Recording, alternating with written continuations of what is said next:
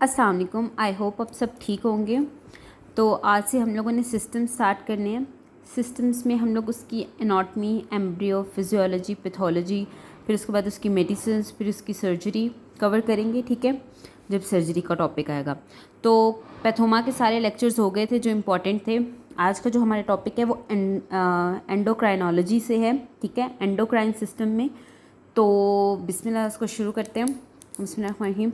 सबसे पहले हम लोगों ने एंडोक्राइनोलॉजी में जो चीज़ मेन टॉपिक आज का पढ़ना है वो हमने थायराइड की एम्ब्रियोलॉजी और उसकी हम लोगों ने एनाटमी पढ़नी है, थायराइड ग्लैंड की, ठीक है। आज मैं ट्राई करूँगी कि ब्लड सप्लाई भी पढ़ा दूँ, लेकिन मेरे ख्याल से आज एनाटमी और एम्ब्रियो का ही पार्ट क्लियर हो सकेगा। अच्छा, अब क्या चीज़ आती है कि हमारे पास बेसिकली ये जो स्ट्रक्चर होता है ना थायराइड ग्लैंड का, बेसिकली ये हम endocrinology is like is very important topic, ठीक है। अब क्या है कि जो थायराइड ग्लैंड है उसकी जो ओरिजिनेशन है, हमारे पास एक होती है फोरामेन सीकम। फोरामेन सीकम से हमारे पास थायराइड ग्लैंड की हमारे पास ओरिजिनेशन होती है। नेक्स्ट मैं आपको पढ़ाती हूँ किस तरह होती है ये फोरामेन सीकम, प्रेजेंट कहाँ होता है, ठीक है। अब जो हमारे पास फोरामेन सीकम है वो कहाँ पे पड़ा होता है, हमारे पास क्या चीज़ें होती हैं, फेरेंजियल ऑपरेटस। फेरेंजियल ऑपरेटस क्या होता है, फेरेंजियल ऑपरेटस पहले हम देख लेते हैं उसमें कितने पार्ट्स आते हैं, 1 2 3 4 5 6। फेरेंजियल ऑपरेटस में हमारे पास 6 पार्ट्स आते हैं। अब मैं आपको बताती हूँ, जो हमारे पास हेड और हमारा नेक है, हमारी नेक है, उसमें जो मसल्स आते हैं, उसमें जो स्ट्रक्चर्स आते हैं वो कहाँ से डेवलप होते हैं, वो हमारे पास फेरेंजियल ऑपरेटस से डेवलप होते हैं, फेरेंजियल ऑपरेटस से डेवलप होते हैं, ठीक है। उसमें अब क्या होता है कि हमारे पास फेरेंजियल ऑपरेटस मतलब जो हमारे हेड और नेक के जितने भी मसल्स वगैरह होते हैं वो फेरेंजियल ऑपरेटस से डेवलप होते हैं और इसमें हमारे पास 6 पार्ट्स होते हैं। अब हमने ये देखना है कि हमारे पास फोरामेन सीकम कहाँ पड़ा होता है, जो बेसिकली आगे थायराइड ग्लैंड बनाता है, ठीक है।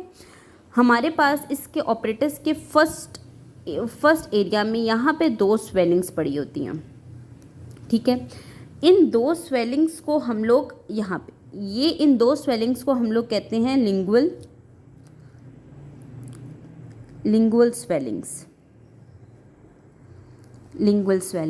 स्वेलिंग। बिल्कुल फर्स्ट पार्ट के आगे ये 2 हमारे पास स्वेलिंग्स पड़ी होती हैं।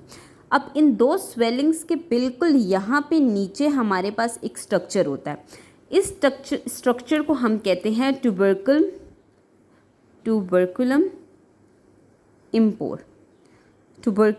इम्पोर, ठीक है। इसी ट्यूबरकुलर इम्पोर के नीचे हमारे पास यहाँ पे एक स्ट्रक्चर प्रेजेंट होता है जिसको हम कहते हैं फोरामेन सीकम। समझ आ गई। हमारे पास फोरामेन सीकम कहाँ प्रेजेंट होता है, ये फेरेंजियल ऑपरेटस जो हमारा हेड और नेक के मसल्स और स्ट्रक्चर्स बनाता है, ठीक है, उसकी लिंगुअल स्वेलिंग के नीचे ट्यूबरकुलम इम्पोर के नीचे वाला जो सरफेस है वहाँ पे हमारे पास फोरामेन सीकम पड़ा होता है, ठीक है। अब हम लोग देखते हैं, ये तो इसके एम्ब्रियोलॉजी के हिसाब से हो गया। अब हम लोगों ने देखना है कि फोरामेन सीकम की हमारे पास जो एनाटमी क्या है, ठीक है। लेट्स सपोज ये हमारे पास टंग है, ठीक है, ये टंग के हमारे पास टॉन्सिलर पिलर्स हैं, ये हमारे पास टंग के टॉन्सिलर पिलर्स हैं। ये टंग का एंटीरियर सरफेस है, ये पोस्टीरियर सरफेस है।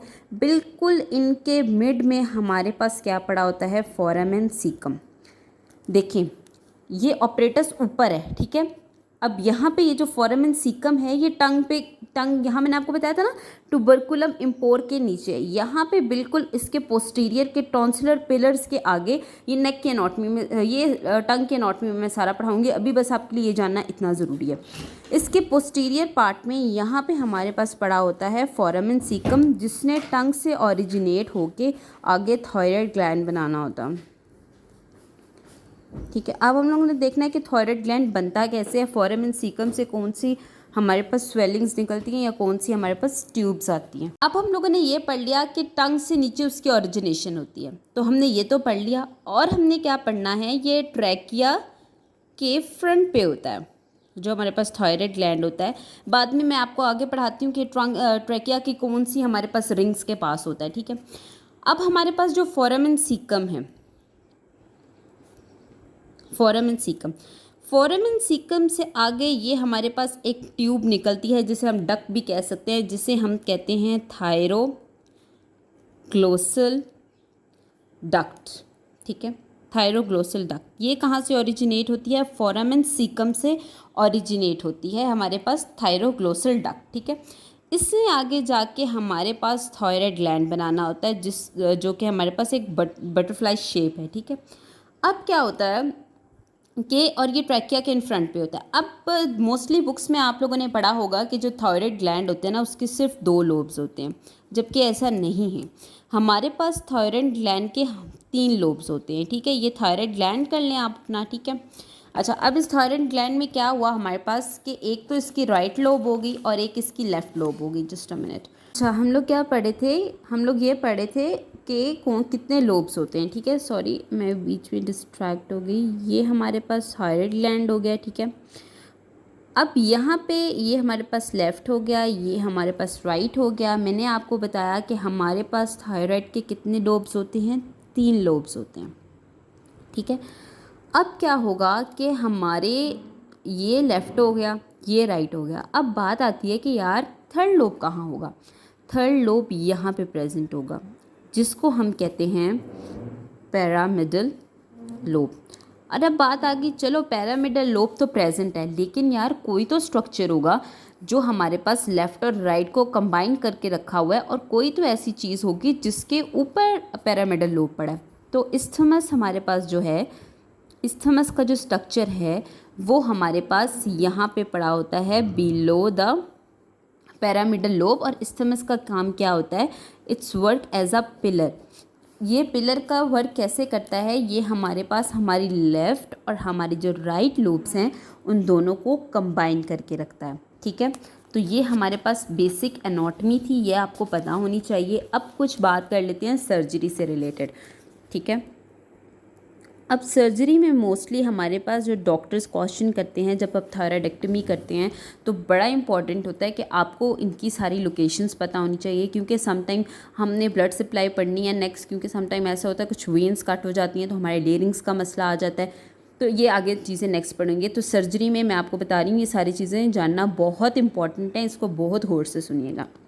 अब क्या होता है जो था, इसीलिए मैं बहुत लास्ट वीडियो पे थोमा से ज़्यादा इस वीडियो में बहुत स्लो करके समझा रही हूँ। अब सर्जन्स पूछ लेते हैं कि यार आप बताएं कि यार जो हमारे पास थायराइड ग्लैंड है, ठीक है, उसकी लेंथ कितनी होती है? ठीक है, उसकी 2 लेंथ्स होती हैं। एक हमारे पास जो लेंथ होती है वो हमारे पास वर्टिब्रल लेंथ होती है। ठीक है, और एक हमारे पास ट्रैकियल लेंथ होती है। तो अब वो पूछेंगे कि वर्टिब्रल लेंथ कितनी, आपने बताना है कि यार 2 लेंथ्स होती हैं, एक वर्टिब्रल लेंथ होती है और एक ट्रैकियल लेंथ होती है। वो तो कहेंगे ठीक है। अब आपने जब आपसे वो पूछेंगे कि यार वर्टिब्रल ट्रंक जो हमारे पास लेंथ है वो कितनी है, तो आपने बताना है सर्वाइकल वर्टिब्रा C5 से लेकर T1 तक जो हमारे पास लेंथ है वो हमारे पास वर्टिब्रल लेंथ है हमारे थायराइड ग्लैंड की। वो कहते हैं चलें ठीक है। वो कहेंगे अच्छा अब आप ट्रैकियल लेंथ बताएं, क्योंकि ट्रैकिया मैंने आपको पहले बताया जो हमारा टंग से निकल के जब थायराइड बनता है आगे, तो उससे हमारे आगे इन फ्रंट ऑफ ट्रैकिया हमारे पास थायराइड ग्लैंड पड़ा होता है।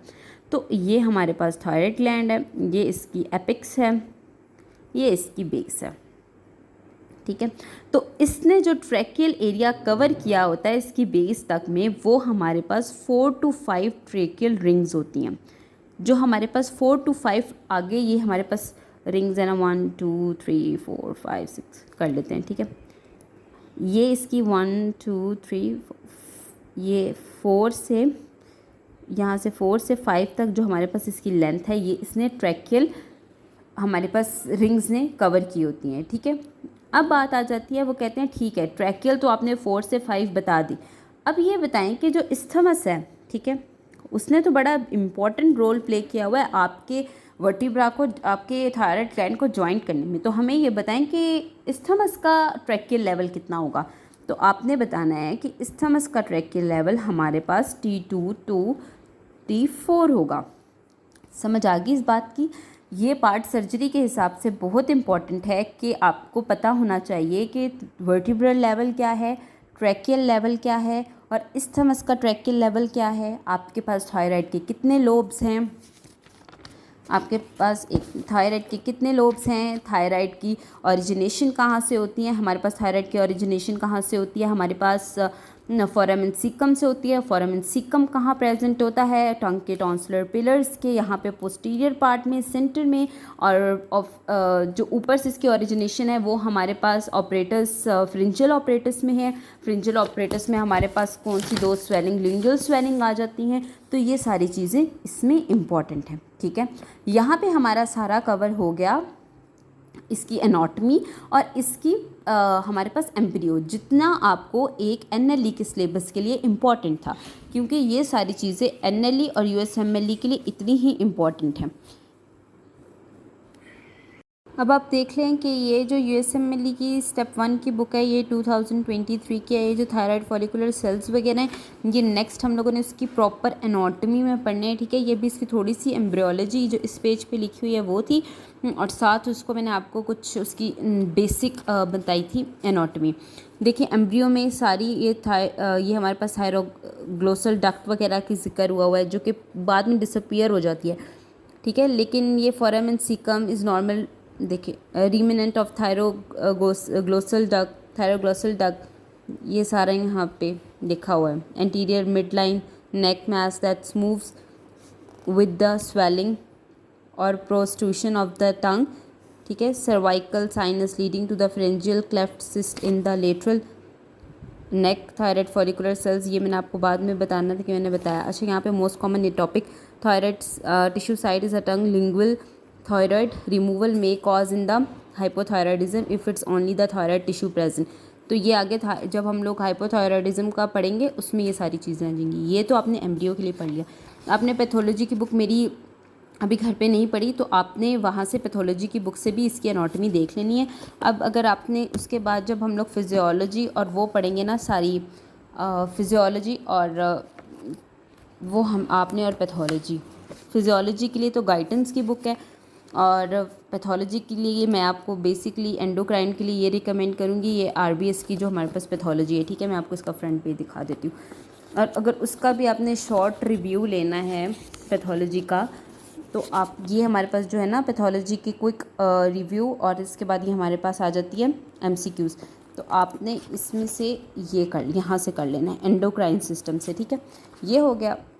और दूसरा इस बुक का जो लास्ट पेज है, फर्स्ट पेज है, वो ये है आरबीएस पैथोलॉजी। आपने यहाँ से कर लेना है जब हम पैथोलॉजी स्टार्ट करेंगे। फिजियोलॉजी के लिए वेट अ मिनट, पास जो है ना गाइडन की मेडिकल फिजियोलॉजी यहाँ से पढ़ लेनी है। अगर आपको बहुत डीप पढ़ने की ज़रूरत है, अगर आपने डीप नहीं पढ़ना तो वो आपके लिए बस जितना मैं आपको बता रही हूँ वो आपके लिए नॉर्मल है। ये हमारे पास एंडोक्राइनोलॉजी की ये इंट्रोडक्शन, एंडोक्राइनोलॉजी, फिर आगे ये सारी इसकी फिजियोलॉजी, जो फिजियोलॉजी फर्स्ट एड में पढ़ी है अगर वो आपने करनी है तो वो बहुत ईजी है, आपको बहुत ईजीली समझ आ जाएगी। लेकिन फिर भी आपको बहुत डेप्थ में जाने की ज़रूरत है तो ये सारी आगे इसकी फिजियोलॉजी लिखी हुई है, ये आप कर सकते हैं ये यहाँ तक, ठीक है।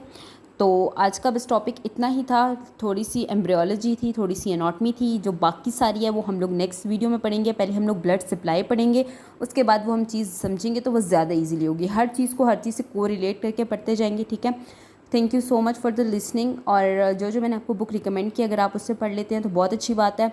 अगर आपको थोड़ा और डीप जाना है तो जिस बुक से आजकल मैं भी पढ़ रही हूँ वो है USMLE step 2 CK first aid की।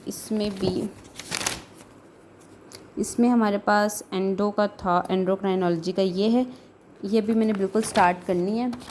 तो आपने इस बुक से भी पढ़ लेना है अगर आपको बहुत ज़्यादा पढ़ने का शौक़ है, ठीक है। तो ये चीज़ें हैं आपने देख लेनी है। एंडो को अपनी बुक से भी देख लेना है, अपनी रिसर्च करें।